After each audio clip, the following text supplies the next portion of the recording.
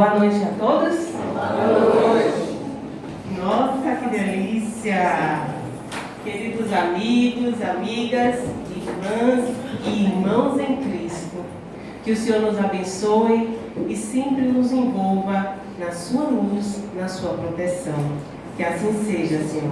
Amém? Amém. Amém? Amém. Amém, meus irmãos.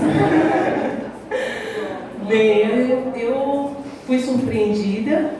Eu acho que o convite partiu do mentor da casa, porque é a segunda vez que eu venho para apreciar uma palestra, um evento, e acabo sendo a palestrante. Cartas Consoladoras aconteceu a mesma coisa. Então, isso não é por acaso, porque o acaso não existe. Quem estuda o livro dos Espíritos sabe o quanto que o codificador Allan Kardec, ele enfatiza isso. Porque ainda temos o hábito de pensar que estamos entregues ao destino. Como se houvesse um caminho predestinado para vivermos e os acontecimentos nós não conseguíssemos fugir deles. E não é assim. Cada um de nós faz o seu próprio destino. Cada um de nós é responsável por tudo que nos acontece. Então a gente não pode, diante de uma adversidade, simplesmente ficar questionando: por que, meu Deus, isso está me acontecendo? Deus, por que você fez isso comigo? Não, Deus não está fazendo nada, nem comigo, nem com vocês. Simplesmente, nós em algum momento nos equivocamos e sofremos a repercussão desse equívoco diante das leis divinas. Então, a análise é muito mais profunda do que nós procurarmos simplesmente culpados, até porque é muito fácil a gente culpar os outros pelos nossos infortúnios. Aliás, um dos maiores equívocos que nós fazemos é depositar a nossa felicidade no outro. Isso acontece por demais. E olha, gente, hoje eu tive um exemplo disso em casa, né? Minha mãe estava falando: nossa, seu pai quando está barrigudo, que não sei o quê. Aí eu virei para ela: mãe, se meu pai perdesse a barriga, ficasse tanquinho, a senhora ia ficar realizada? Porque parece que isso vai lhe trazer felicidade. E a felicidade não está no outro, está em você. Então a gente tem que buscar os meios, as formas de estarmos bem felizes com tudo que está acontecendo ao nosso redor. Quando estamos felizes, plenos, o mundo pode estar pegando fogo e a gente ainda vê beleza no fogo. A gente vê magia. É como se a gente buscasse também paz em determinadas instituições, lugares. Sim, essa paz é momentânea. Mas a verdadeira paz é aquela que construímos e está em nós. E em qualquer lugar que estejamos, nós vamos estar em paz. Pode estar a maior confusão na sua frente, mas você tem equilíbrio, você tem paz para lidar com a situação. E não precisa fugir dela. Isso tudo é construção interior. E como nós hoje somos bombardeados constantemente pela mídia de situações que são exatamente situações que nos desvirtuam do que buscamos: paz, felicidade, amor. Eu sempre nego que não vejo novela, mas estou começando até a assumir meus atrasos de encarnações, né? Dessas novelas, só pode ser. Porque de vez em quando eu assisto, mas acabo me apegando. Tive até alguns sonhos depois que assisto alguns capítulos, Mas me trazem muitas reflexões, porque eu fico pensando, meu Deus, se eu estou assistindo, o que dirá o resto da população? Vejo a repercussão que tem no meu trabalho, o quanto que a mídia, as informações chegam lá, não, mas tem que mandar prender, né, doutora? Eu vi aí um jogador de futebol foi preso porque ele não vai ser preso. Então, aí a gente tem que desconstruir determinadas situações, notícias que são passadas para o povo e esclarecer que não é bem como a mídia coloca. Aí, eu agora coloquei que termine logo essa novela das 9, né? A tal da Dona do Pedaço. Estou torcendo logo para que esse concurso de bolo termine, né? Até porque a voz da Angélica, nossa, é angelical. E, resultado, quando você pega as situações que, por exemplo, essa novela está trazendo, eu fico assim, meu Deus, mostra uma administradora de influências digitais, né? Que se relaciona com um rapaz, quer porque quer, tira o namorado da menina, quer ficar com ele, quer casar com ele, depois arranja um amante, e aí termina porque foi descoberta com a amante, vai ficar com a amante. É uma confusão, mas isso está sendo colocado de forma tão banalizada como se fosse normal. Você invejar o relacionamento de alguém, tomar essa pessoa para si, sem ter realmente um sentimento verdadeiro por trás disso, porque senão você não trairia. Mas isso é jogado de certa forma como se fosse algo normal e não é. Por isso que a humanidade está doente. Por isso que a maior doença da humanidade é a doença da alma. Por quê? É o conflito interior de achar que isso é normal, mas o que é que a gente quer pra gente? A gente quer ser traído? A gente quer ser um fantoche na mão de outro? Ou quer que as pessoas respeitem nossos sentimentos? Que os relacionamentos sejam instrumentos de crescimento enquanto estamos encarnados? Mas não é isso que a mídia nos traz. Então, vamos buscar fundamento sobre relacionamentos hoje na doutrina espírita. Eu vou falar um pouco sobre casamento, divórcio e lesões afetivas. Para iniciar, o casamento. O que é exatamente o casamento para a doutrina espírita? Nós temos lá no livro dos Espíritos, na questão 695, a união permanente de dois seres seria contrária à lei natural? Kardec faz essa pergunta. Por quê? Se ele estava trabalhando, investigando as relações dos espíritos, dos desencarnados, tanto as relações mediúnicas com encarnado e desencarnado, como também como era o mundo espiritual. Apesar de que a gente só acha que quem investigou isso foi André Luiz, e não é.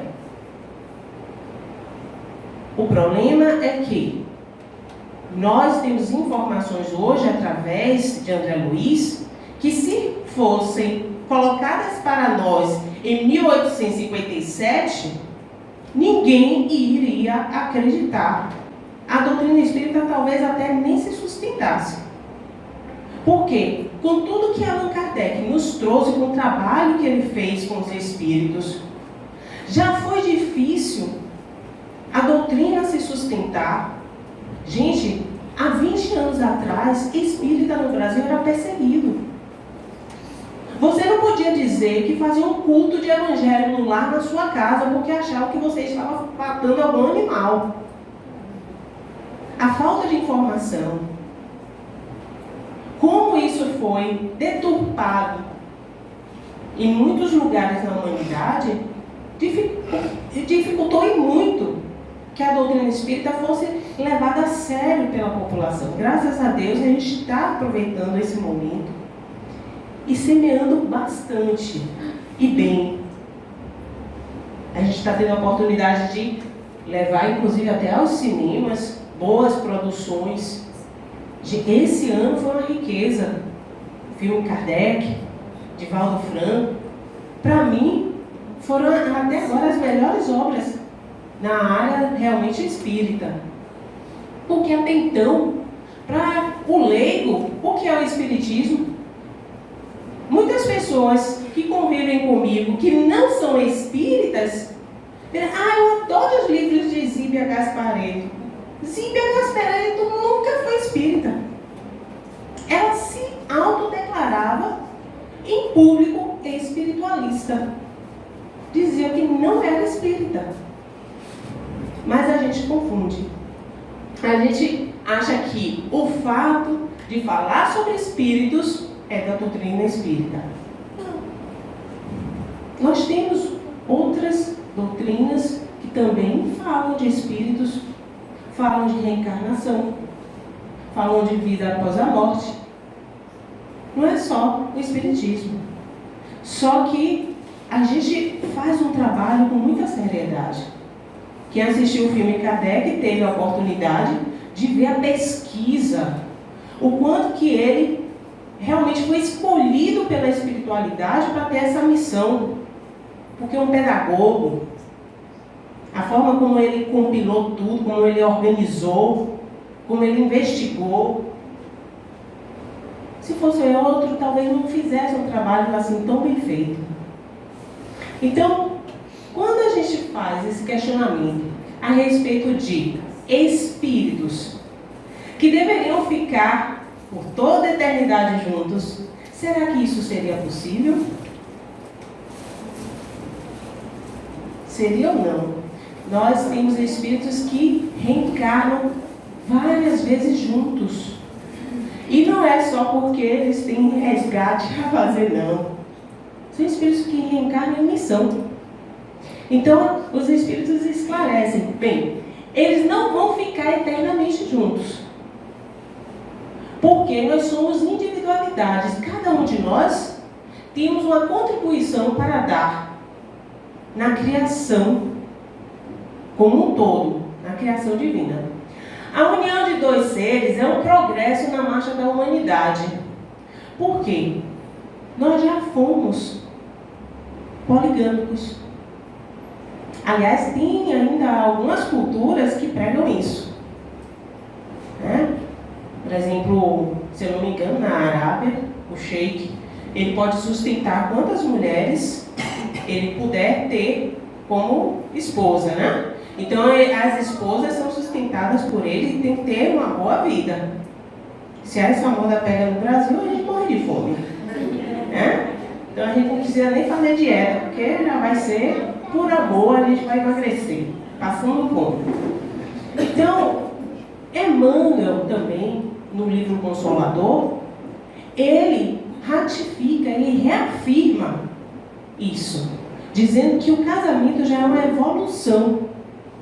O fato de você levar a sério uma relação com um crescimento espiritual com uma outra pessoa. Casamento aqui, eu estou falando somente de união. A gente não está falando de um dogma da igreja que você tem que ir lá, trocar uma aliança. Não. É o comprometimento que você tem quando se relaciona com alguém. Essa aliança é feita pelo sentimento, pelo coração. A abolição do casamento seria o retorno à infância da humanidade, à vida dos animais, porque a monogamia é um sinal indicativo do progresso da civilização. Então, quem queria ter um harém, desista. E acrescentam, lá na questão 701, na poligamia, nada mais há que sensualidade. Aquela coisa de buscar a quantidade está ligado muito a poder, posse, sensualidade. As principais funções do casamento são, assim rapidinho, porque fica óbvio que quando a gente se relaciona com alguém, a nossa união é para constituir um lar, constituir uma família, né? Ter uma permuta afetiva. Quem assistiu aqui o filme Profecia Celestina? Eu li o livro, Mas quando eu assisti o filme eu achei bem legal a forma que eles colocam. Vocês podem achar inclusive no YouTube. O livro A Profecia Celestina me marcou na adolescência. Você vê há quanto tempo tem essa obra, né? Não, tudo bem. Mas eu li o livro ele vai falando uma profecia atrás da outra e você, sabe, fica ligado, querendo terminar logo o livro. Aí quando chega na 10ª profecia, que são 10, a última página do livro deixa claro que ela não é a última profecia. Aí eu cheguei, isso é um autor que só quer ganhar dinheiro. Aí a minha puxa, eu pensando que era um livro sério e tomei pavor. Aí um belo dia, eu estava sem fazer nada, domingo, na casa dos meus pais, vendo a televisão, botei no YouTube e vi que tinha um filme. Aí eu tem tanto tempo que eu li esse livro, deixa eu ver o filme. E tem um momento que é super interessante. Um rapaz, ele vai num local onde existe um estudo que você, quando se concentra, ou seja, quando se faz presente naquele momento, você focando tudo ao seu redor, você começa a perceber a energia de outra dimensão nas coisas. Então você vê uma flor praticamente se mexendo. Você vê a folha com aquele reflexo como se fosse uma aura. Você olha para as pessoas, então você consegue penetrar em outra dimensão em estado de consciência. Tranquilo. Na sua realidade. E isso me levou a 2 situações. Primeiro, que hoje a gente não está presente em nada, né? A gente está, às vezes, na família, cada um com o celular. Eu fui para a academia hoje, quando entrei, eu fui cumprimentar uma pessoa que passou por mim, mas ela passou descendo a escada, olhando o celular, como é que você fala, né? A pessoa parece que ignora que existe mais gente ao redor. Mas não são só os outros, nós fazemos isso e sem sentir. Então a gente tem que prestar mais atenção no momento presente. É não ficar na dependência das coisas. Afinal de contas, qual é um dos grandes desafios que temos quando a gente tem essa experiência com a doutrina espírita? Trabalhar o desapego. Como que a gente trabalha o desapego? Começa pelo celular. Começa pelo celular. Passa um momento sem ficar naquela dependência de olhar o que é que tem ali, responder logo. Tenha calma. A gente esquece o celular em casa, pronto, acabou a vida. Meu Deus, e se alguém me ligar, estou na rua, não tem como voltar para pegar, e pronto, o dia acabou. E como era antigamente que não tinha celular? As pessoas não viviam, não? Viviam. Então é esse condicionamento que a gente tem que trabalhar. A liberdade de fazer, viver a nossa vida sem depender de determinadas coisas. É útil? É. É maravilhoso estar conosco 24 horas? É. Aconselho que bote o modo avião quando dormir, porque a radiação que nós temos de um aparelho celular, ela tenta se equiparar com o nosso cérebro. Então, se a gente precisa dormir, precisa diminuir a atividade cerebral, a gente não consegue. Por quê? O cérebro fica tentando equiparar com o trabalho do celular. Então, cientistas já aconselham que a gente coloque pelo menos em modo avião, se a gente não puder desligar. Então, meus amigos, essa pergunta afetiva, lá no filme, o rapaz chega nesse local lindo, maravilhoso, onde ele está vendo tudo vibrando, né? E reconhece uma moça que ele tinha visto no aeroporto, antes de chegar nessa chácara. E vai falar com ela. Quando ele começa a falar com ela, você vê a aura do rapaz e vê a aura dela. E aí ele vai falando, na maior simpatia, você vê as duas auras começando a se interpenetrar. Um campo vibratório de um com um campo vibratório de outro. Quando ele já começa a banalizar o contato, ele diz assim, pô, A gente podia servir mais tarde, fazer alguma coisa juntos e tudo. A hora dela se retrai. Porque ela só queria conhecê-lo devagar e não já ter um compromisso. E ela se retrai, dá uma desculpa, levanta, se afasta dele e vai embora. Aí a moça que estava com ele, estava auxiliando, mostrando o lugar, e o que houve? Eu estava ali conversando com ela. Uma oportunidade, uma pessoa tão simpática e tudo, e de repente ela foi embora assim. Aí ela explicou. Trata-se de campo vibracional. O que nós emitimos, o outro sente. Aí a gente chama isso de intuição. Nossa, aquela pessoa que fala comigo, não gostei dela. Porque a pessoa pode até tentar ser simpática com você, mas o que importa é a intenção. Por isso que o nosso mestre, quando olhava para cada um de nós, lá no passado, ele já via o que a gente trazia no coração. Ele não via o exterior. Ele não via um publicano, uma meretriz. Ele não via um soldado. Ele via a essência de cada um de nós, o que nós poderíamos ser futuramente, como seres imortais que somos. Então, há esse contato de vibração. Quando a gente se aproxima do outro, imagine quando a gente convive. Há um campo vibracional, inclusive, no próprio lar que a gente mora.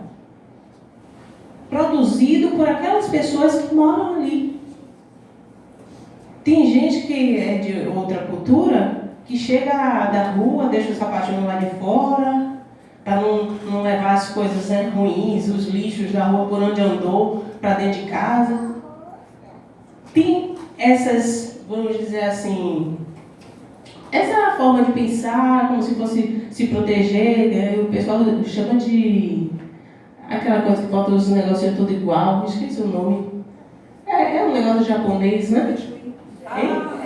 Feng Shui, isso. Eles tem que ser tudo combinadinho para ter a energia da casa. Existe, o campo energético existe. Mas uma das coisas que a gente tem que realmente lembrar, principal, é que além de um campo energético no nosso lar, existe uma equipe que mora conosco. Sim, cada família tem seus protetores. Cada um de nós temos o nosso anjo guardião. Então, quando a gente está no lar, a gente não está sozinho. Tem o meu anjo guardião, o anjo guardião de minha mãe, o anjo guardião do meu companheiro, o anjo guardião da filha. Então, não pensem que estamos sozinhos, só eu e fulano. Quando há uma discussão, há uma multidão conosco. E essa multidão, ela vai ser conforme o que estamos vibrando. Se você está com raiva do seu companheiro e da sua companheira, se você guardou mágoa e você não conseguiu trabalhar isso, você vai falar com a pessoa, se começa a discussão, tem um bocado de espírito ali, querendo que a confusão pegue fogo. E se aproveitam desses momentos. Ou para lhe prejudicar, ou para prejudicar outra pessoa. Assim como quando nós buscamos boas realizações. Ontem que assisti o Globo Repórter, sabe do que eu estou falando? Eu lembrei, eu dei uma palestra lá no Centro Fraterno sobre felicidade e ontem passou um programa sobre isso. O quanto que quando a gente faz o bem, a gente se sente bem. Porque quando estamos doando, não está saindo só de nós, não. A gente está recebendo de uma multidão que está conosco. Está ajudando aquele trabalho a ser realizado. Quem participa das atividades no centro, que sai e vai distribuir sopa, mingau, sabe do que eu estou falando. É a equipe espiritual mais junto. Então você às vezes se choca com determinadas situações, mas basta você servir uma pessoa, parece que aquilo não existiu. Aquele momento se faz lindo dentro de você. Por quê? Nós temos espíritos na mesma vibração do que estamos realizando. Então, também, o aprimoramento sexual. Por que é importante falar desse aprimoramento sexual? Que é um dos elementos mais efetivos no burilamento do instinto sexual. Quem estuda, já pelo menos tem as informações sobre os chakras, sabe que o chakra sexual e o chakra da raiz, eles são responsáveis pelas nossas realizações. A nossa energia sexual, quando ela é bem canalizada, ela nos ajuda a realizar os nossos planos. Não é à toa que grandes vultos da humanidade não têm um companheiro para se relacionar sexualmente. Quando a gente olha as pessoas que foram santificadas, quando a gente fica questionando a sexualidade de alguns grandes espíritas. Por quê? Porque quando você não tem um desgaste de lidar sexualmente com o outro, e essa energia, quando você transmuta com o companheiro, ela ser dispersada, essa energia, quando você não dispersa com o outro, você consegue canalizar para grandes realizações. Eu não estou dizendo que uma pessoa, quando se relaciona com outra, ela não pode ser uma pessoa maravilhosa, fantástica. Não, gente, Kardec era casado, lembra? Né? Doutor Bezerra também. O que eu estou falando é essa boa utilização. A energia sexual não só levada, canalizada para o prazer, mas para a construção. Quando há sentimento, como amor, isso é viabilizado. Mas quando não há, aí é um desastre. A função do casamento, em verdade, o que mantém o matrimônio não é o prazer sexual. Sempre fugidio, mesmo quando inspirado pelo amor. Mas é a amizade, é o companheirismo, é a reciprocidade, é a responsabilidade que temos com aquela união. Então, na amizade, que responde pelo intercâmbio emocional através do diálogo, do interesse nas realizações do outro, na convivência compensadora, na alegria de sentir-se útil e estimado. Interessante que quando eu estava elaborando essa palestra, um colega veio se aconselhar comigo, porque ele estava pensando em desfazer uma união de 10 anos. Aí eu, mas por que você, está querendo se separar? Ela parece uma pessoa tão legal, vocês vivem tão bem. Porque nós não temos mais tesão um pelo outro. A gente não consegue mais ter aquela coisa que a gente tinha quando a gente se conheceu. Eu olhei o meu filho depois de 10 anos. Você queria o quê?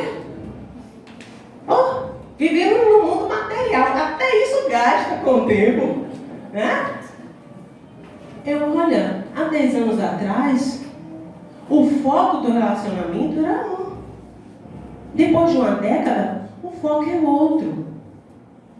É a cumplicidade, é a confiança, é a amizade.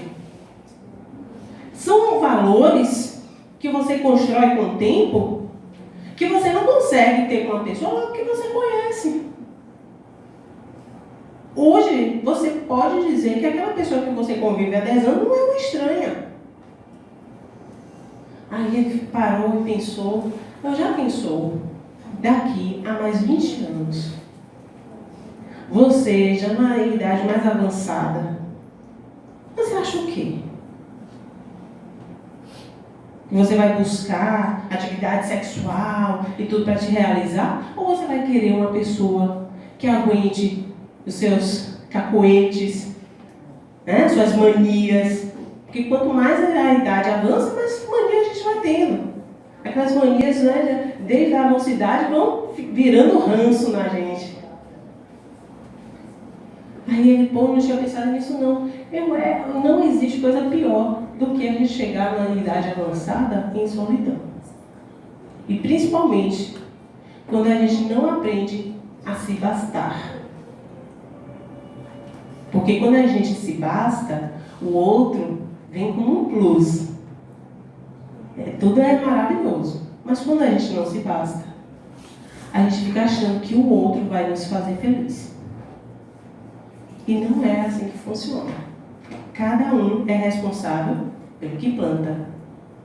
Jesus, através de Paulo, já trazia isso. A cada um segundo as suas obras. Então, meus irmãos, o casamento seria missão, prova ou expiação? Tudo junto, né? Nós não sabemos em qual categoria nós estamos. Mas não existe o acaso. Ninguém se acha sob o mesmo teto por mera casualidade.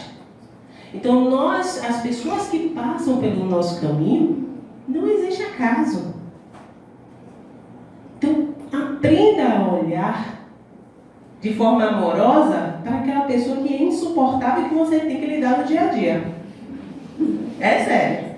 Aí você já chega segunda-feira, mira naquela pessoa do trabalho que você tem vontade de avançar no pescoço e já olha assim: amor vai para você hoje, muito amor do meu coração, amor.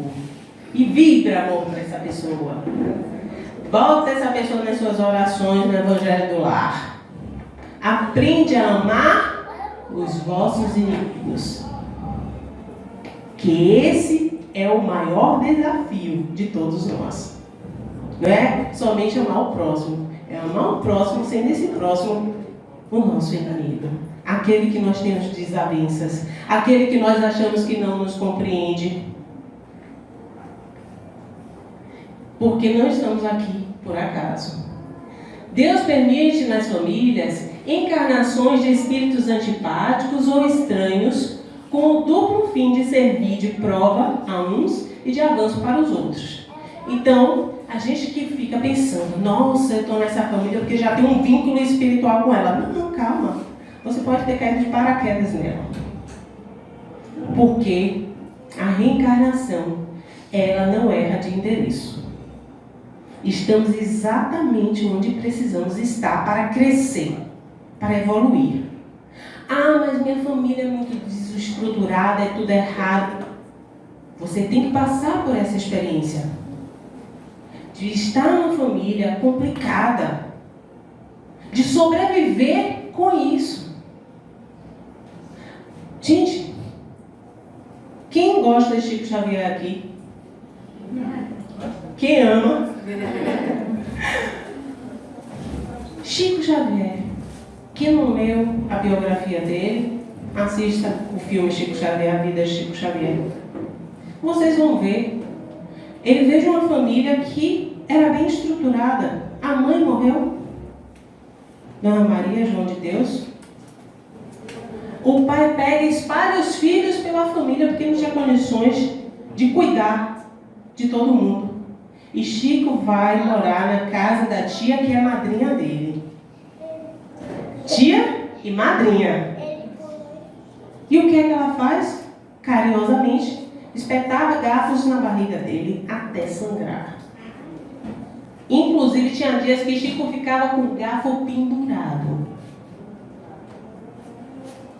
Uma criança que na agonia vai para trás de uma bananeira, lembra que a mãe tinha ensinado ele a rezar e começa a proferir o Pai Nosso e a mãe lhe aparece em espírito. E ele fala: mãe, você não sabe o que é que eu estou passando.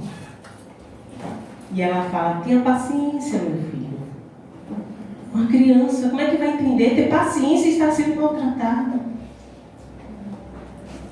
Aí, de outra vez, e tomava surra de vara de marmelo, sofreu. Olha, aí eu vi uma criança sofrer. Porque eu vou te dizer, na minha infância eu apanhei. Mas depois que eu vi a história de Chico, eu fiquei desesperada. Eu digo: oh meu Deus do céu, realmente é que ser um santo.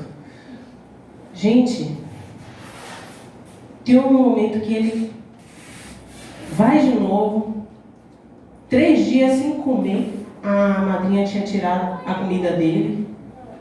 O bichinho começa a rezar, a mãe aparece. Mãe, você não sabe, mãe, piorou. Agora tem 3 dias que eu não como. E acalma, meu filho. Você precisa se fortalecer para o que está por vir, a grande missão espiritual dele. E ela disse uma coisa que eu gravei para mim. Filho, aquele que não sofre, não aprende a lutar. Aí quando eu vi isso, eu achei, é só de lembrar. Realmente, é no sofrimento que a gente busca forças, a gente não sabe nem de onde vem, para ir atrás de uma solução, para persistir, para não sucumbir. Eu não esqueci essa frase de Dona Maria João de Deus. O sofrimento, quem sofre é aquele que está aprendendo a lutar. Então, aí a gente tem nossas simpatias. Tem espíritos que reencarnam na mesma família, porque já tem uma história para ser conduzida, já está num processo de evolução, mas tem outros que são relocados. Tipo, bora botar um bom espírito nessa família para ajudar esse grupo. E aí vai aquele anjo, né? Para a nossa família. Que você vê que ele se destaca. Assim como também aqueles que a gente chama de ovelha negra. Né? Aquela, mas meu Deus, todo mundo é equilibrado, todo mundo é assim, todo mundo é lindo, não sei o que, e eles falam peste. Não é uma peste, não. É um espírito que está ali para que nós ajudemos. É um espírito que está ali para que tenhamos o dobro de amor direcionado para ele. E a gente não compreende esses detalhes. De modo geral, quem é, nas leis do destino, um marido faltoso? Aquele marido, né? Que não nos faz feliz, que, inclusive, apronta, tira a gente do sério. E Emmanuel responde, é aquele mesmo homem que um dia inclinamos à crueldade e à mentira. Então, aquela pessoa que está contigo e que tem esses vícios, né, não é virtuoso e tem esses vícios, a gente já traiu para nós, porque temos uma história, já provocamos algo nessa pessoa para ela ser assim conosco agora. Então, não é por acaso. E a esposa desequilibrada? Gente, essas perguntas foram feitas, Emmanuel está lá na Lei de Amor, uma obra. Que a esposa desequilibrada, ele diz que é aquela mulher que, certa feita, relegamos à necessidade e à viciação. Nós desvirtuamos ela. Então, tudo tem uma razão de ser. O compromisso conjugal. Qual é a função, então, essencial do lar e da família? Nele encontramos os estímulos ao trabalho, as alegrias que nos alentam e as dores que nos corrigem. Isso casa com a informação que eu dei, que o núcleo familiar não é estruturado por acaso. Existe uma razão de ser para evoluirmos. O divórcio. O divórcio sempre teve uma grande polêmica, apesar de existir desde a época de Moisés. Mas, muitas vezes, a lei humana, ela não trabalha com a nossa evolução moral. Por exemplo, quem aqui sabe que é errado matar? Todo mundo, né? Apesar que eu sei que muita gente aqui nunca mataria ninguém. Até que se prove o contrário. Mas para isso a gente vive num mundo que tem uma lei dizendo que é errado matar. E estamos sob a égide dela. Por quê? Porque vivemos numa sociedade em que a maior parte ainda é capaz de matar, de ferir o outro, de furtar. Inclusive agora, as pessoas não furtam o que a gente chamava antigamente de furto famélico, né? Para comer, porque está passando fome, está passando necessidade. Não, a pessoa furta por um status social. Ele vê que seu celular é melhor do que o dele, então ele vai lá e pega. Ou então te assalta para ter seu celular. Por quê? Quer ter um status equiparado com o seu. Então, a sociedade está mudando. Em alguns aspectos, evoluindo. E para nós que estamos mais esclarecidos, cabe-nos persistir na evolução moral. Não é porque os outros fazem que é certo. Eu sei o que é certo. Mesmo que seja a única pessoa que esteja assim, agindo dessa forma. E esteja indo contra a maré. A questão 697, no Livro dos Espíritos, Kardec pergunta: está na lei da natureza, a lei de Deus, ou somente na lei humana, a indissolubilidade absoluta do casamento? Desfazer o casamento. É da lei da natureza ou da lei humana? O que Deus uniu, o homem não separa. E por que então tanta gente está se divorciando? É porque não foi Deus que uniu. Simples assim. É uma lei humana muito contrária à lei da natureza, mas os homens podem modificar suas leis. Só as da natureza são imutáveis. Então, quando a gente vê uma união realmente, né, o que Deus une, ou seja, baseada na lei divina, a gente vai ver esses espíritos reencarnando, evoluindo juntos por várias encarnações. Quem leu aqui o livro Há 2000 anos, que conta a história, né, de Emmanuel como Publio Lentulus e a esposa Lívia, vai entender que eles já vinham reencarnando várias vezes juntos. Havia uma história ali. E ele ainda falou: poxa, eu vacilei naquela encarnação, ele contou para Chico, né? E esse vacilo fez com que eu levasse mais de 1000 anos para me equiparar com ela. Porque Lívia, só naquela encarnação, foi para as esferas espirituais bem altas. E Emmanuel teve que voltar como escravo, né, como padre, com várias encarnações. E até como mentor Chico Xavier também na espiritualidade, né? Então, no livro Evangelho segundo o Espiritismo, temos lá no capítulo 12, 22, não separeis o que Deus juntou. Como assim? Esse vínculo que eu estou falando, o amor.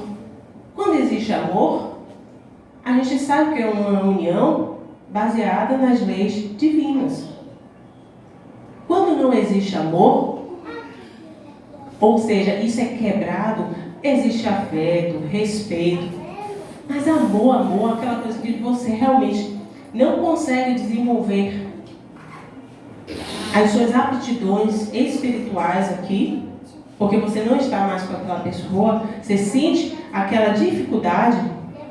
Gente, o amor, até quando a pessoa, por exemplo, morre e você ama tanto aquela pessoa, o vínculo continua. Aquela pessoa vem e ajuda. E você consegue sentir a presença dela. Quando não existe amor, a pessoa se vai e você se desvincula logo. Se desvincula de, às vezes já está em outro relacionamento, nem lembra direito que a pessoa existiu na sua vida. Então, Kardec comenta que o divórcio é uma lei humana cuja finalidade é separar legalmente o que já está separado de fato. As pessoas estão morando juntas, mas estão separadas no coração. Não se amam mais. Então, vai se divorciar. Não é contrário à lei natural, pois só virá reformar o que os homens já fizeram. Já estão separados, de fato, no coração. E nós temos toda a repercussão do divórcio. O divórcio não é somente o vínculo que é quebrado entre duas pessoas. Porque se você tem uma família, você tem seus filhos, vai haver repercussão nisso. E eu costumo dizer que uma vez ex é para sempre. Né? A gente fica achando que o amor de nossa vida aqui é para sempre. Não, o ex é para sempre. A ex é para sempre. Aí você se apaixona, cria uma nova família, mas a ex está ali, falando com você, por causa das crianças. O ex está ali. você tem que ter contato com ele. Sempre.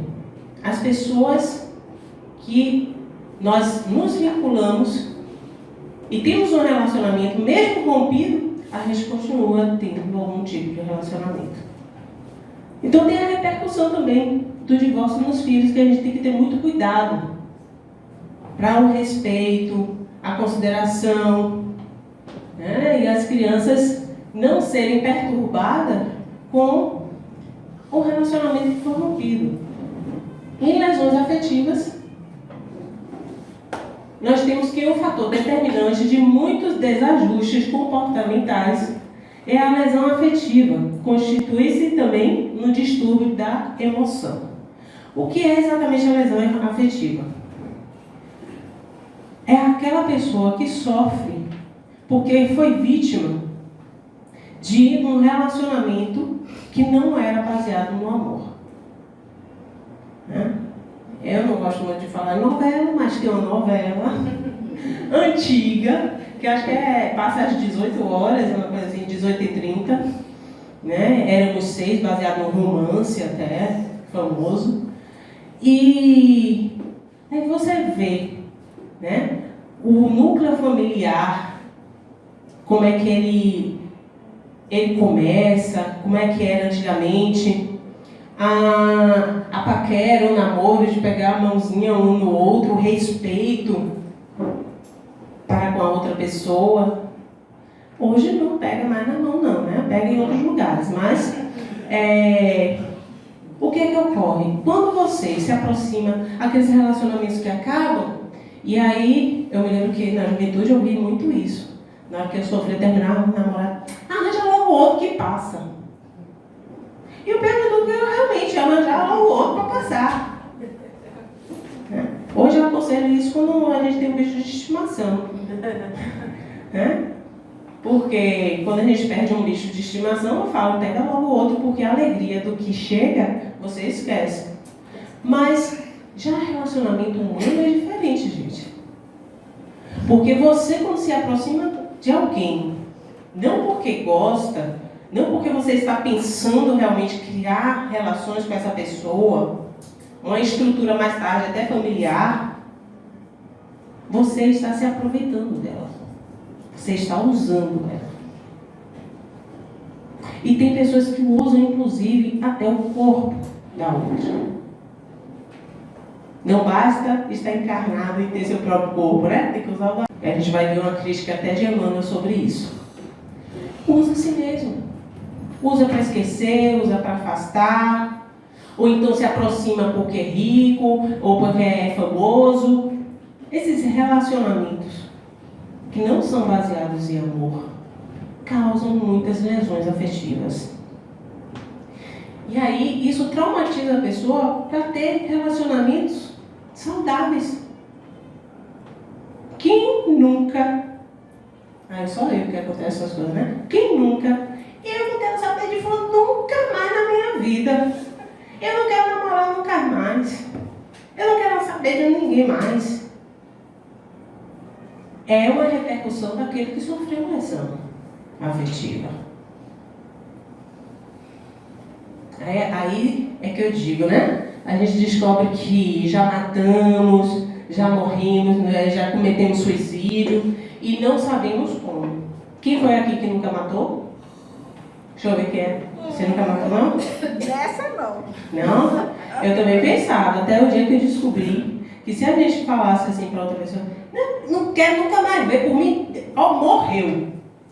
Morreu, matou. Se você fala, né, morreu pra mim, a energia que você está mandando para aquela pessoa é que ela morreu. Ou você está dizendo, não, que seja feliz para sempre ela. Não, você está emitindo essa energia. E o pensamento é matéria. Então tenha cuidado com o que você pensa, com o que você fala, com o que você emite. Ah, meu Deus, eu não devia ter nascido. Trabalhe isso dentro de si. Como a vida é linda, como a vida é bela.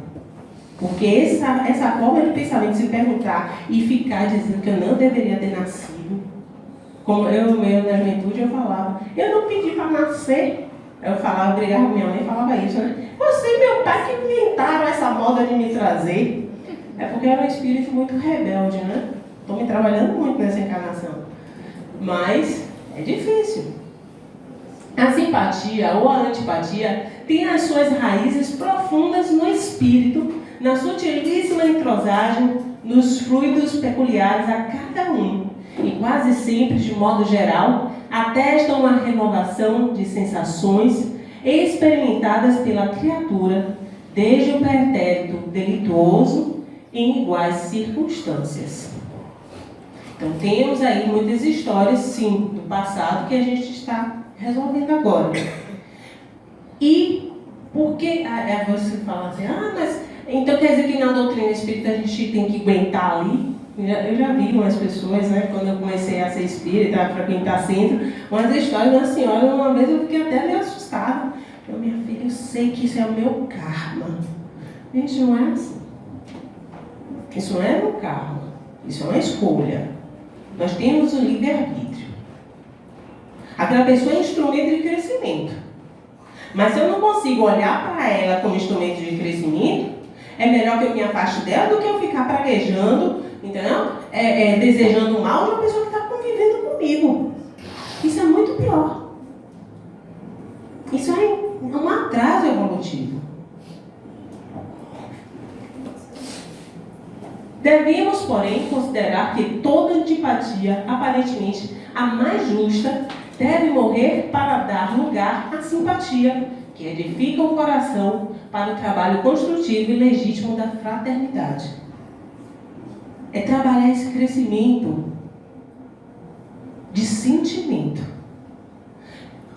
Às vezes você, por conviver com aquela pessoa, e já não conseguir mais se desenvolver, isso começar a lhe prejudicar, porque você começa a se tornar uma pessoa até ruim, desejando mal para a outra, emitindo energias ruins para ela. Quando você se afasta, às vezes até essa relação muda e melhora. Vira uma relação de respeito, de consideração. E eu costumo dizer que muitas vezes a gente dá valor quando perde. Aí olha com outros olhos. Aí, não era tão ruim assim não, mas já foi. A fila andou. No Livro dos Espíritos, na questão 386, podem dois seres que se conheceram e estimaram encontrar-se noutra existência e reconhecerem-se? Foi um dos meus traumas de vida. Porque um namorado terminou comigo e eu assim, arranjou outra. E falou, mas ela, eu já tive várias vidas com ela. Eu, como assim? Eu reconheci, eu sei que ela é a mulher das minhas vidas. Eu nunca esqueci dessa frase. Aí eu fiquei traumatizada. Quando eu li isso aqui, eu me senti meio vingada, sabe, pela espiritualidade. Por quê? Reconhecerem-se? Não. Reconhecerem-se não, podem, porém, sentir-se atraídos um para o outro. E, frequentemente, diversa não é a causa de íntimas ligações fundadas em sincera afeição. Então, eu acho que pode ter sido um equívoco do digníssimo, né? Antigamente eu diria, tomar! Não, hoje eu digo, não, que esteja feliz. Tomara que tenha dado certo. Bem, dois seres se aproximam um do outro devido a circunstâncias aparentemente fortuitas, mas que, na realidade, resultam da atração de dois espíritos que se buscam reciprocamente por entre a multidão. Olha que linda. Aí você começa a entender. Outro dia eu estava vendo a história do meu pai e da minha mãe. Eu virei para meu pai, como é que você sai de Vitória do Espírito Santo? Na verdade, do Rio, porque meu pai foi fazer faculdade no Rio, odontologia. Bem, eu estou falando de um casal que está unido há 58 anos, tá? Aí meu pai se formou no Rio e veio aqui para Itiúba. Alguém sabe onde é que fica isso?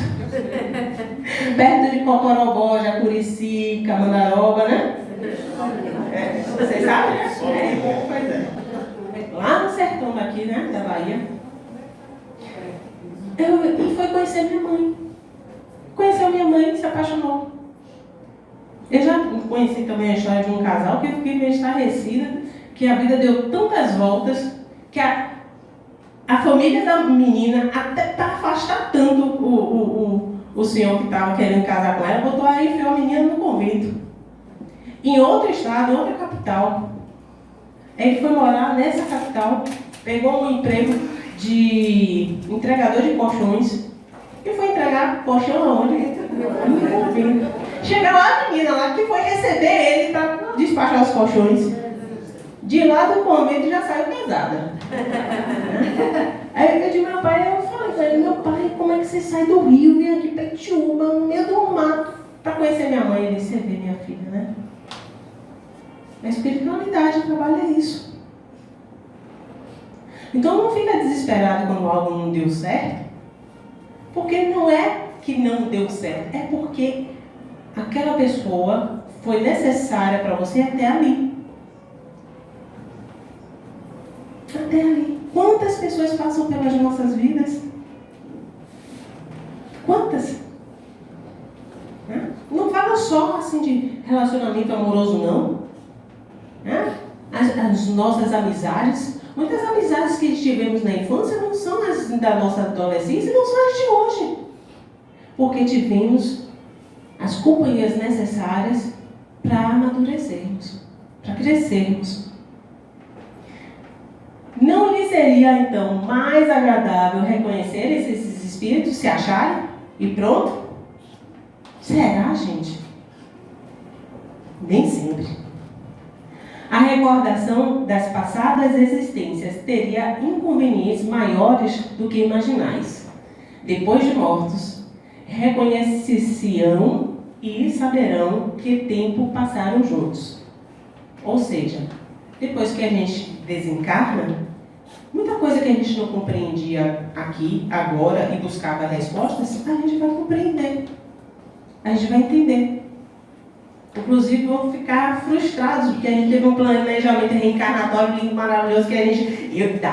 Sim, eu vou fazer tudo. Aí chega lá, não fez nem a metade, né? Então... E outra coisa. Quando a gente lê as experiências dos espíritos no livro Céu e Inferno, na segunda parte, vamos encontrar muitos espíritos que tiveram casos amorosos frustrados, alguns levados a suicídios, outros que foram impostos pela família, aqueles relacionamentos de conveniência. E a gente vê o quanto que é importante a gente saber respeitar, a gente saber crescer com aquela pessoa que está do nosso lado, que Deus colocou do nosso lado. A simpatia tem sempre, por princípio, um anterior conhecimento? Não. Dois espíritos que se ligam bem, naturalmente se procuram um ao outro, sem que se tenham conhecido como homens. Pode ser uma simpatia já criada na espiritualidade. Entre os seres pensantes, há ligação que ainda não conheceis. Somos seres pensantes, viu? Alguns. O magnetismo é o piloto desta ciência, que mais tarde compreendereis melhor. Quando eu falei daquele exemplo do rapaz que abordou a menina, que os campos energéticos, eles intercambiaram, interpenetraram, estamos falando disso. O magnetismo. A gente vai encontrar magnetismo, fluido, energia. São essas vibrações que emitimos. Não se deve usar um corpo usado por outrem. Tá vendo? Aquilo que eu falei, né? Assim como não se mora em duas casas concomitantemente. E o Espiritismo está proibindo, então, um relacionamento ou então separar? Não. A doutrina espírita, graças a Deus, não proíbe nada. Mas nos orienta para termos, pelo menos, uma passagem mais proveitosa das nossas experiências. Por que nós estamos reencarnando, gente? Para me tornar um espírito puro. Tá, e o que é um espírito puro?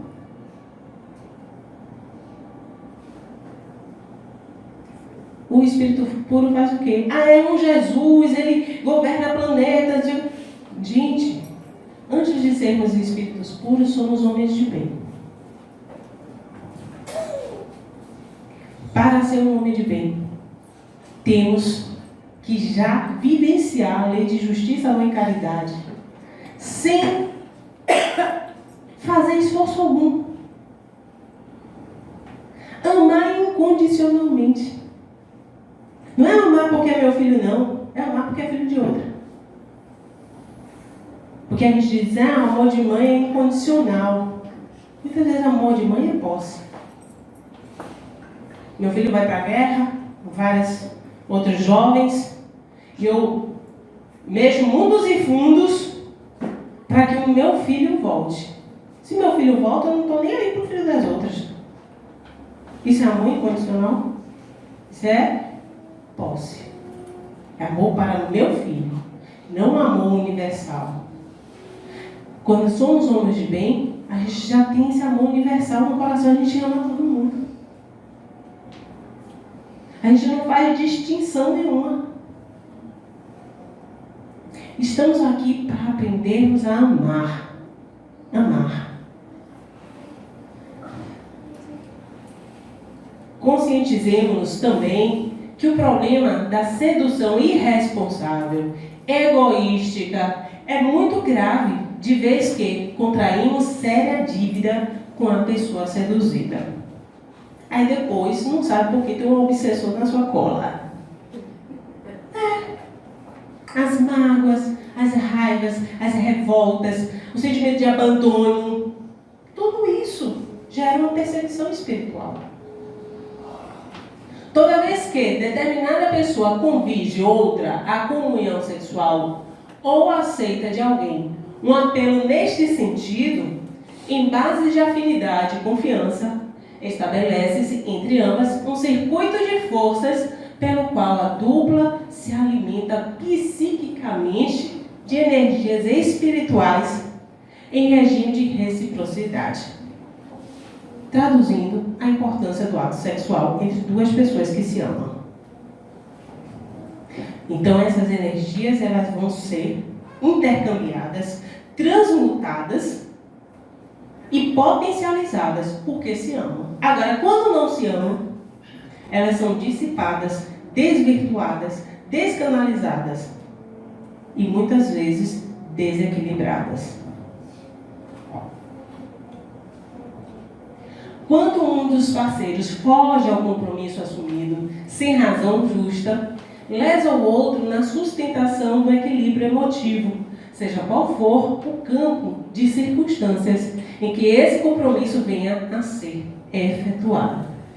Eu trouxe essas passagens do livro Vida e Sexo, pelo Espírito Emmanuel. E trago, para a gente caminhar por fim, em Sinal Verde, André Luiz, além de também outras obras, inclusive na coleção A Vida no Mundo Espiritual, a gente vai ter André Luiz falando nesse sentido.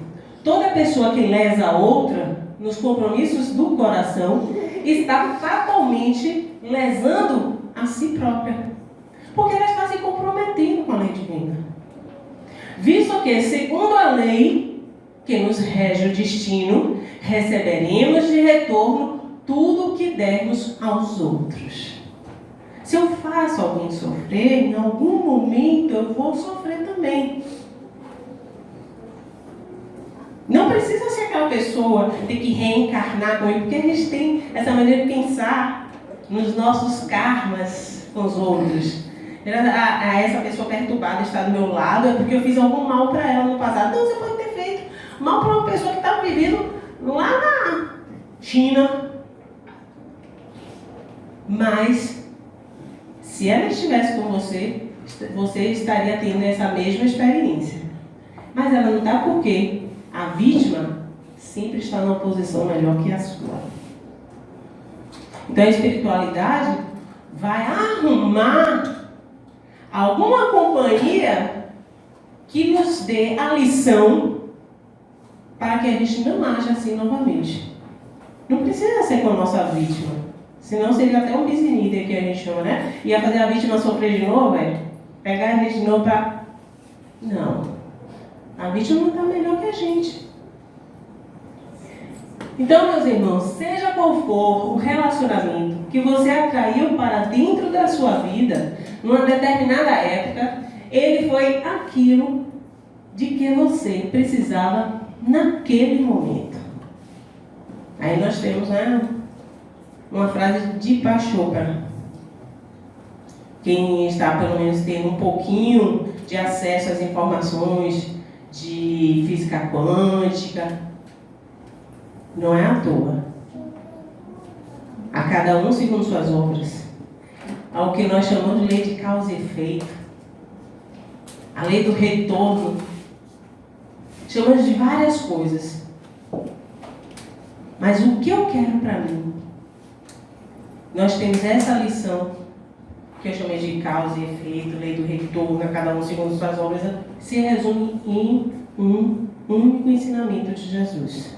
Fazer ao outro aquilo que gostaria que fizesse com você. Foi isso que o mestre nos ensinou. Então, se eu quero boas coisas para mim, bons sentimentos, boas experiências, boas companhias, eu tenho que oferecer isso para o mundo. Muita paz a todos.